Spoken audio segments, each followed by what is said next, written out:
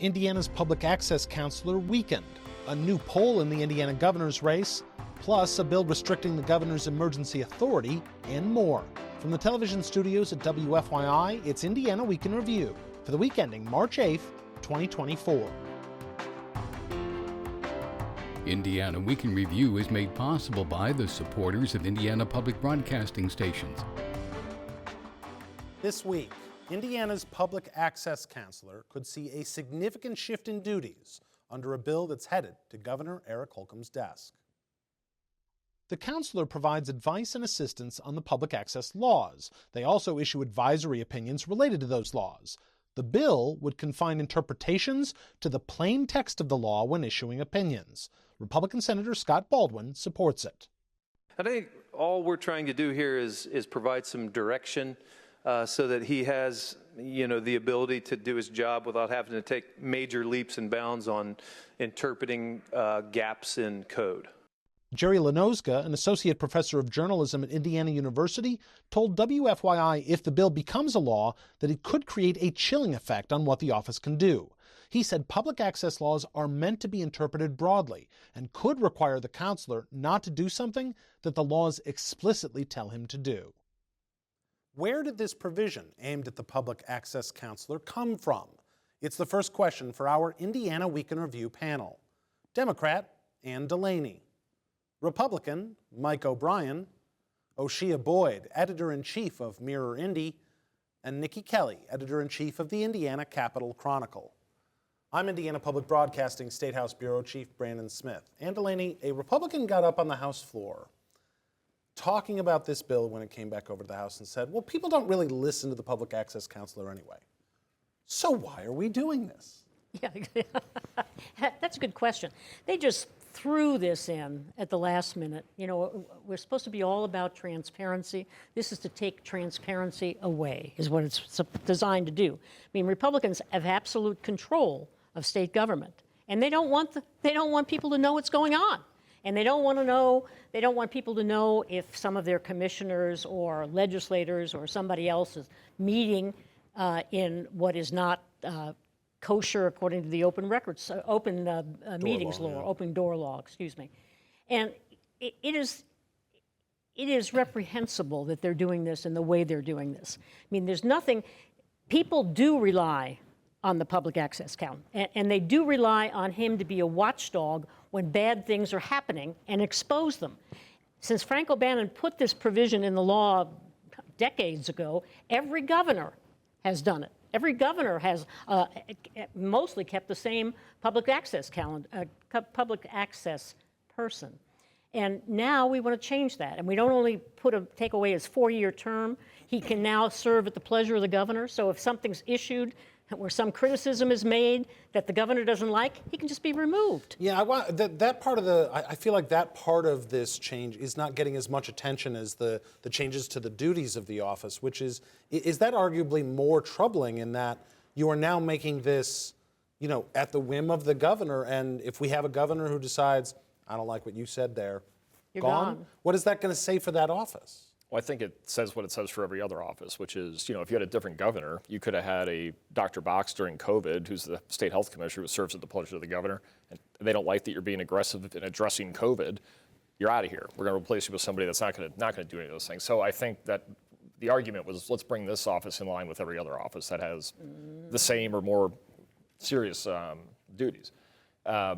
It's a balance, right? I mean, one of only 4 states that have a public access counselor. We're one of only 2 where it's actually sitting in state government and not under the AG or under some other law enforcement type agency. And so what you have is the legislature in those 46 other states laying out the boundaries of what's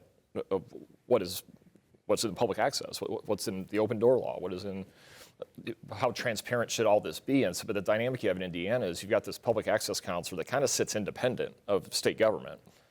And then the legislature sees a decision that's made and says, we didn't mean that. And then they come in and tighten that up. And their argument is there's a balance between transparency and speed.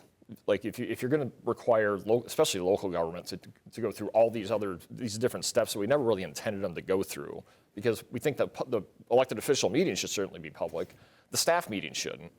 And so there were some decisions or implications in that I think the legislature is trying to address. But I understand the hyperbole around. It's not hyperbole. It's not hyperbole. It's easy to. Well, but I want to say this: the public access counselors' opinions are advisory opinions. Only. If no one's listening to them, then what do you care? Well, just continue to not listen to them. Right? Yeah, exactly. They carry no force and effect of law. No.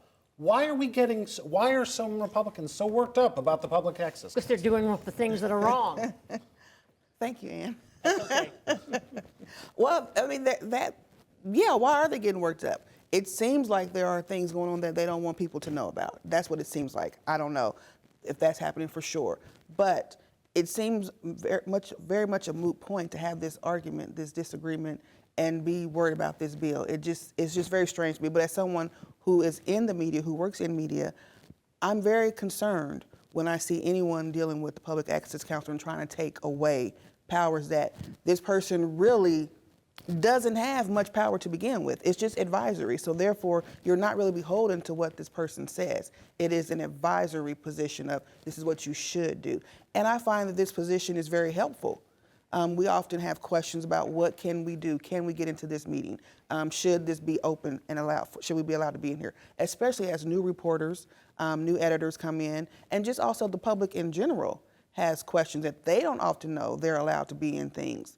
I can think about when the library board moved a meeting from the public and then they went to another and they closed doors and it was, can we do that? No, you couldn't do that. But the public access counselor helps you to understand what the rules are and what you can and can't do.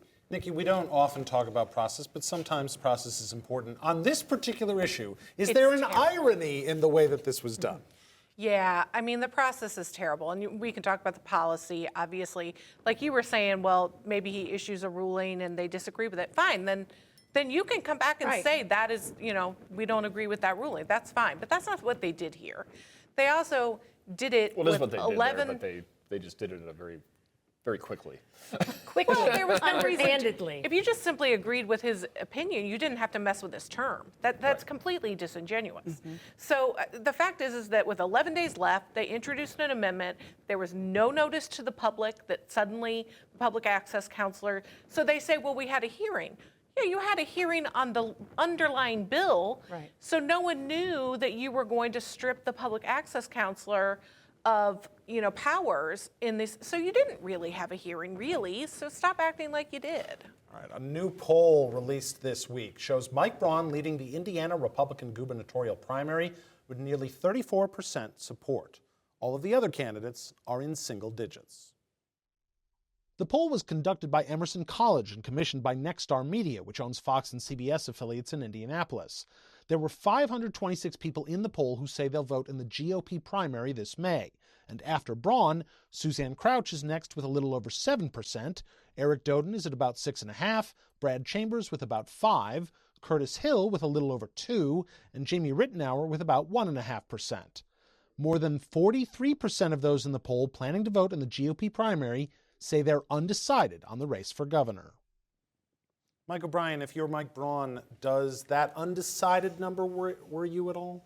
I think the attention is just starting to shift on this. This race has been for months now. It feels like it's been exactly with those numbers. Yeah. Right? Braun, we've seen multiple polls. Else. They've all been within 3, 4, 5 of that. Suzanne was a little lower than she had been in those previous polls, so I don't know what that says. But especially since she hasn't been she's been out doing things, but not on big media until this past Friday, and we'll continue to do that. So that 43% number, look, in a 5-way field where you've got 3 guys that can arguably just spend an unlimited amount of money, plus the lieutenant governor, plus the former attorney general, who still enjoys support at the at a grassroots level.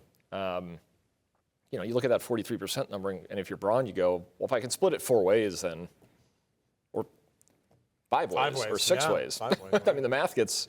The question is, in that 36%, how firm is that?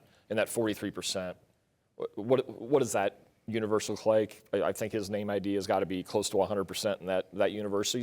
But it gives all of them some room to go grow their support. I mean, the race isn't over. Yeah.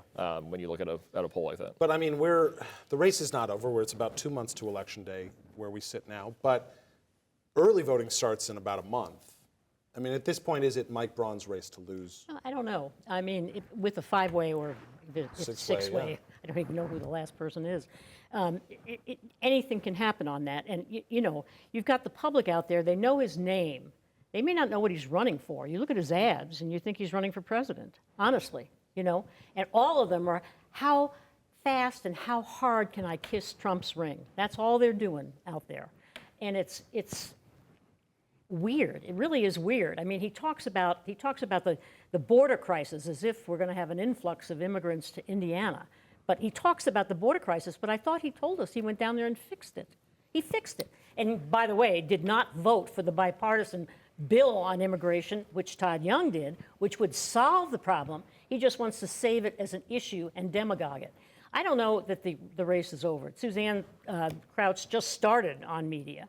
And I think it's going to get really much nastier between now and May as well. But people are starting to say that in these other campaigns, like publicly, like this is where we're heading. We're going after Braun to try to knock this number down. That number's been pretty stable for him. But that's just name recognition. Is there much time left for this to take a nasty turn that affects things?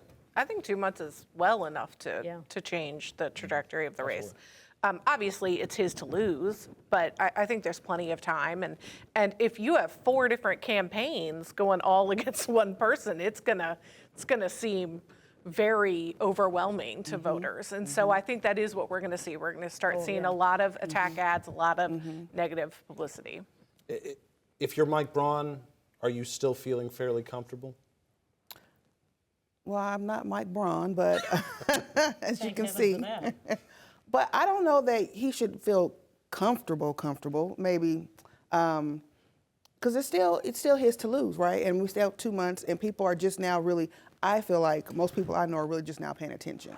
Most people have not been paying attention all this time. People in the media, people like us who care about this stuff, but regular folk are not paying attention until now. We have early voting starting next month, so now people are really beginning to get engaged. Yes, so people are really beginning to get engaged. So I think he shouldn't rest and just think he has this in the bag, because you just never know. You got a lot of competition. Yeah.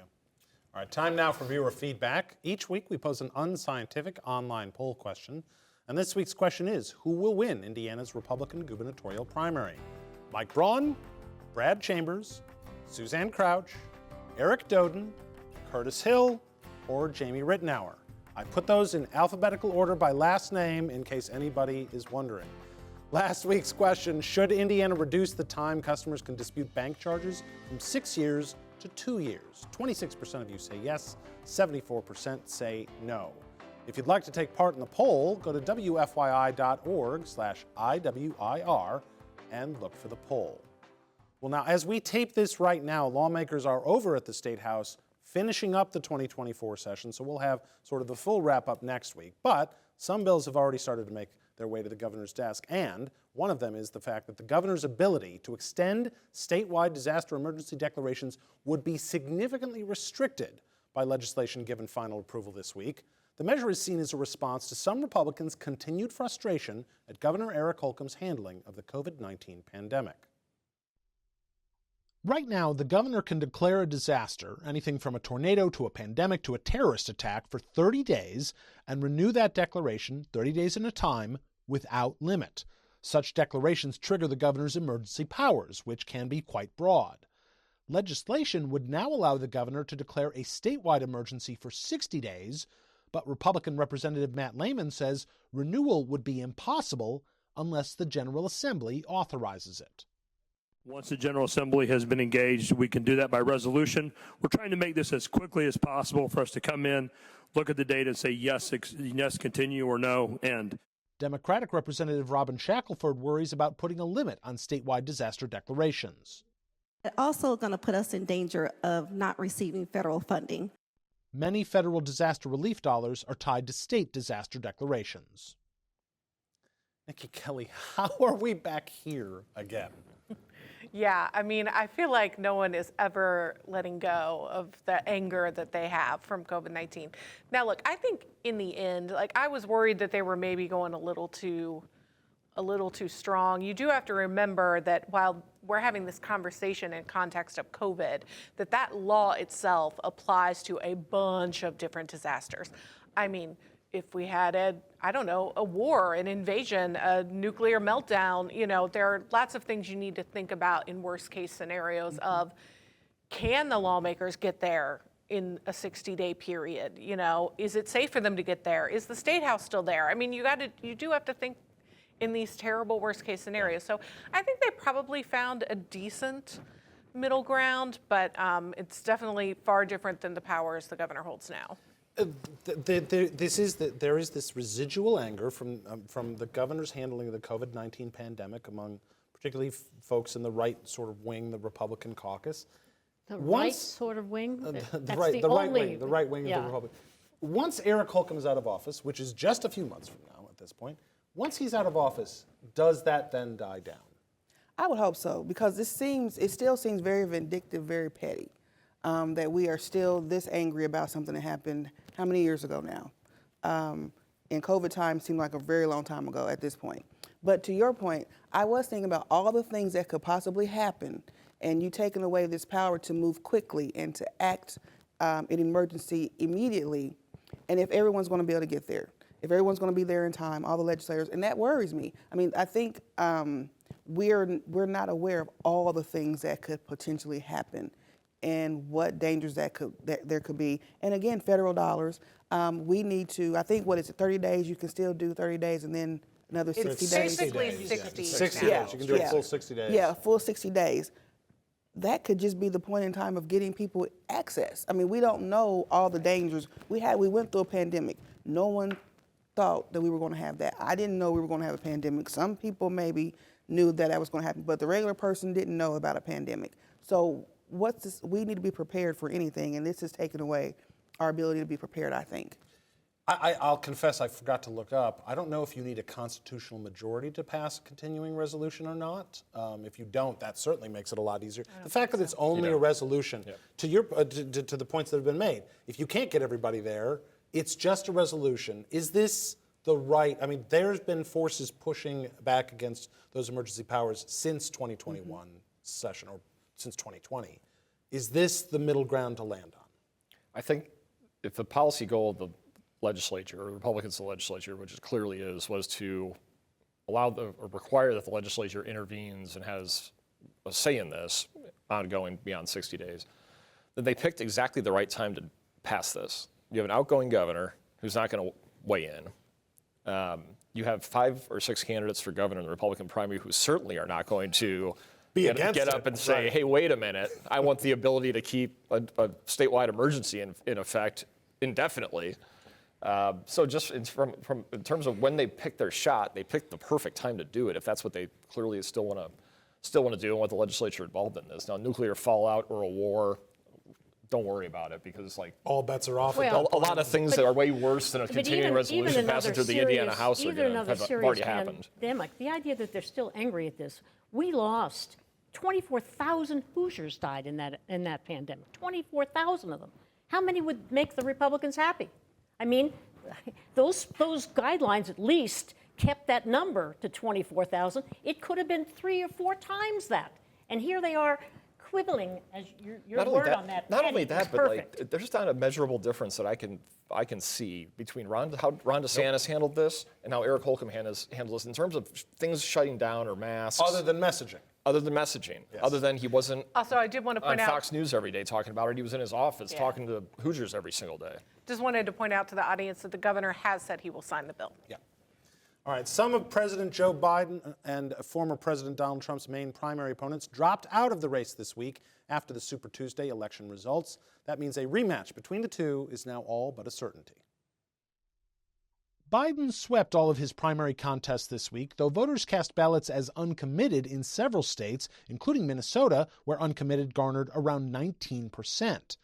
Trump won all but one race this week as Nikki Haley narrowly won the Vermont primary, but Haley dropped out of the race Wednesday morning, wishing Trump well, but not endorsing him. Both Biden and Trump issued statements inviting Haley supporters to back their campaigns. Oh, Shia Boyd, is anyone excited for this rematch? I think that Trump supporters are excited for this rematch because I think they are ready to beat Biden. after, yes, again. For a second time. Oh, stop it. Again, okay, sure. But I definitely think they're, I think they're That was ready. a joke. No, I hope everyone knows, yeah. But I think they're ready because I think this is their attempt, this is their rematch, and they can go at it again. I feel like last night's State of the Union, some of the Democratic supporters probably got a little excited about it after hearing Biden because he came with a little fire. He threw some punches, several punches, and kind of. I think he was trying to. It was more of a speech, campaign speech than a State of the Union speech. But he definitely let you know I'm ready for this fight. Right. I felt like he was letting us know, hey, get prepared because it's going to be a knockdown, drag out situation. So, and I'm trying to get my base ready. The core supporters are always, for the most part, going to be excited. I think that's an excellent point. But there's so many folks in the middle who aren't hardcore supporters in either direction. And turnout matters. Are we going to have a real problem with turnout in this race?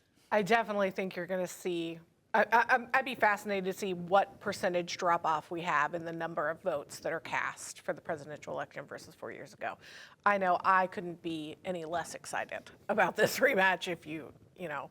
And I think a lot of people are just turned off from the last 4, 8 years, whatever, and they're just going to tune out. So I would be shocked if it wasn't more than like a 10%.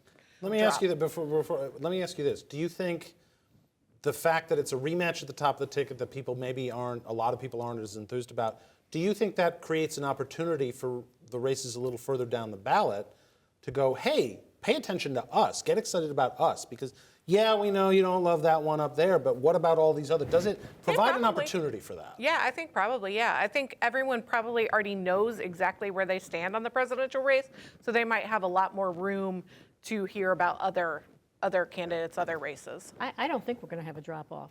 I think you're going to see women turn out and say, enough. You don't have control of our bodies. You can't pass a federal law banning abortion. You cannot take away any more of our freedoms. And when you have debates like you had in the Indiana General Assembly about IUDs, and when you have discussions about where life begins with in vitro fertilization, I mean, your party is in the last 2 centuries. It's not even in the most recent century. And I think you're going to see women turn out because this, if they don't, and he winds up winning for the first time, he didn't even beat Hillary Clinton, by the way, except electorally, not by the popular vote. But if he winds up winning, I think you're going to have to take him out of that office by force. I think he sees himself, if he gets in, he's going to pardon himself for all the crimes he's committed. He's going to do everything he can to protect himself financially. And I don't think he's going to voluntarily leave that office. We've seen abortion be a rallying cry in the last couple of election cycles where we thought Democrats were going to do a lot worse, and it turns out they didn't, and then obviously winning in 2020. This is the first time that Biden and Trump are going up against each other since the fall of Roe. Is that still a potent force, not in a state like Indiana, certainly, but in other, battleground states around the country? I think you're underestimating Indiana, too. I'm willing to be proven I'm wrong. willing to be surprised. Yeah. The third try, Yeah. on the third try, I'm willing to be surprised. It's clearly going to be a central message for Democrats. What continues to be fascinating to me is that both major parties have nominated the only person the other one can lose to. You nominate anybody else versus the other one, and we win. Yeah, that's period. Well, and you would never close. nominate Nikki Haley. She's female. And finally, college basketball phenom Caitlin Clark recently announced she would forego a final season at Iowa University and enter the WNBA draft this year. The record setter is expected to go first overall, and the Indiana Fever have the #1 pick. And this week, in what I'm sure is a coincidence, Clark signed an endorsement deal with Gainbridge, whose name is on the arena the Fever call home. Mike O'Brien, are you on the Caitlin Clark bandwagon? Sure, it's exciting. And what's amazing to me is she was making $900,000 in her NIL deal, and she's going to make $75,000 on her base salary for a rookie, which is a rookie contract with for the 900, WNBA. with the 900. So she definitely needs the Gainbridge.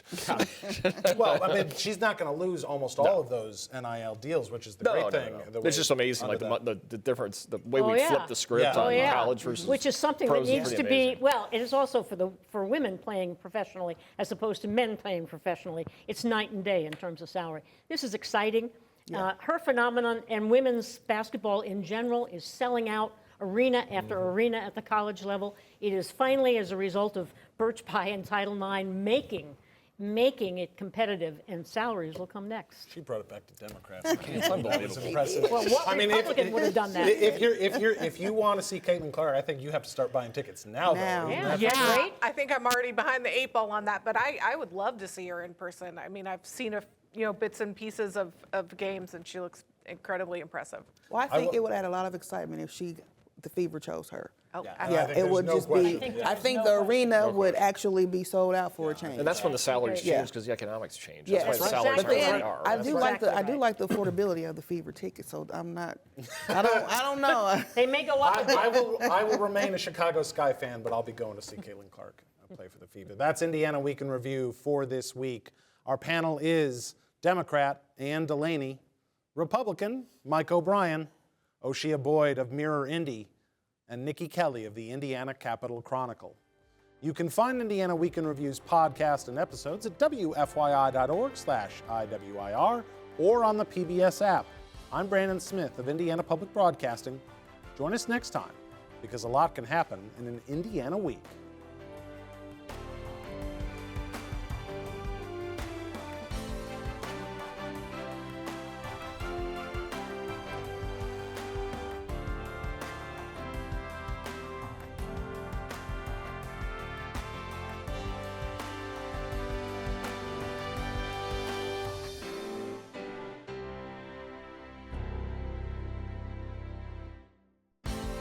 The opinions expressed are solely those of the panelists. Indiana Week in Review is a WFYI production in association with Indiana's public broadcasting stations.